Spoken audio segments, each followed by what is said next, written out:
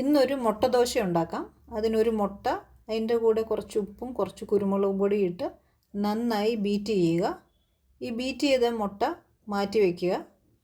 ദോശക്കല്ല് ചൂടായതിന് ശേഷം ഇതുപോലെ ദോശമാവ് ഒഴിച്ച് സാധാരണ ദോശ ഉണ്ടാക്കുന്ന പോലെ ദോശ ചുട്ടെടുക്കാവുന്നതാണ്.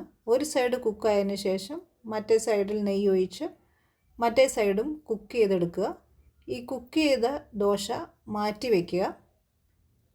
അതിനുശേഷം നമ്മൾ ബീറ്റ് ചെയ്ത മുട്ട ഇതുപോലെ ഔട്ടർ സർക്കിളിൽ ഒഴിക്കുക. എന്നിട്ടൊരു സ്പൂൺ അല്ലെ ഫോർക്ക് എടുത്ത് ഇന്നർ സർക്കിളെല്ലാം ഫില്ല് ചെയ്യുക. എക്സസ്സായി വരുന്ന മുട്ട പുറത്തോട്ട് സ്പ്രെഡ് ചെയ്യുക.